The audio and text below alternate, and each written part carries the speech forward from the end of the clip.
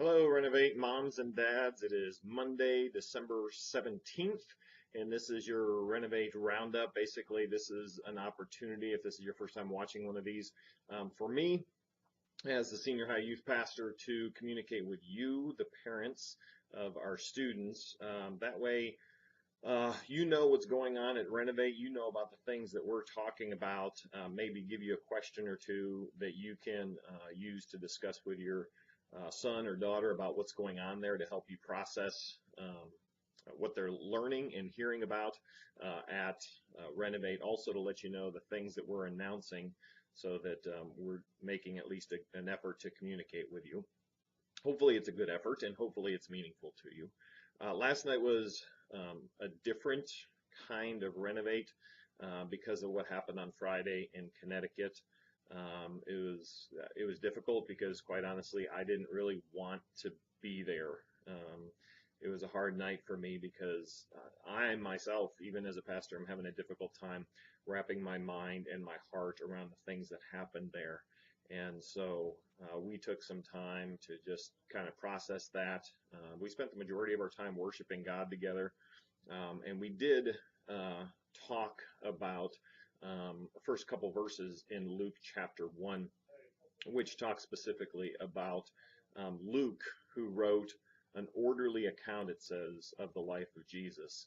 And we broke it down about how this makes it real, that it's not just a story that he wrote or some myth, but that he talked to eyewitnesses and people who saw what was going on and experienced it.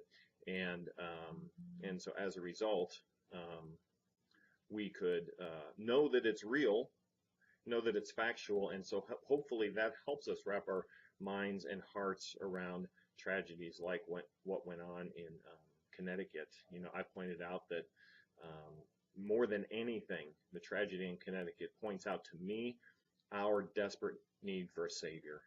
We needed that baby to come to earth. We needed that child to grow up to live a perfect life and die a horrible death and rise again on the third day. We need that Jesus now and every day. Well, that's what we talked about at Renovate. How do you process this with your son or daughter? I would just recommend highly that you take the time to read through the Christmas story as found in the book of Luke and just talk about that.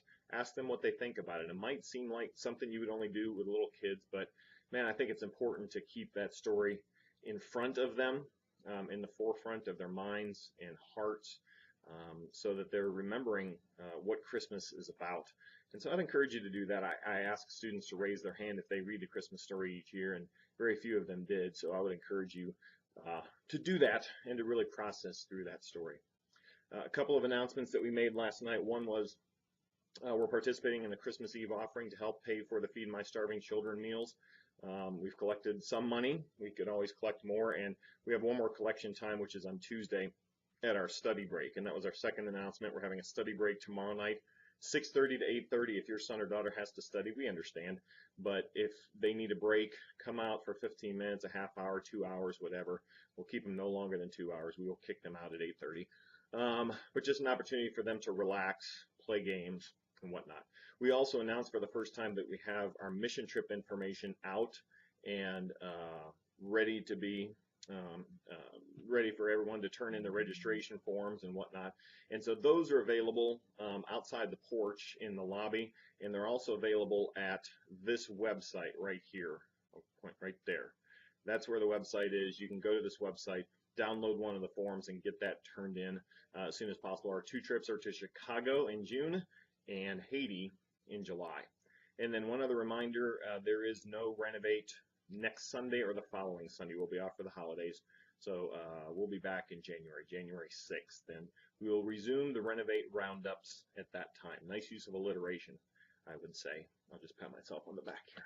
Okay, awesome. Thank you. And if I don't see you or talk to you again, have a very Merry Christmas. And may Jesus be in the forefront of your celebration. Thanks.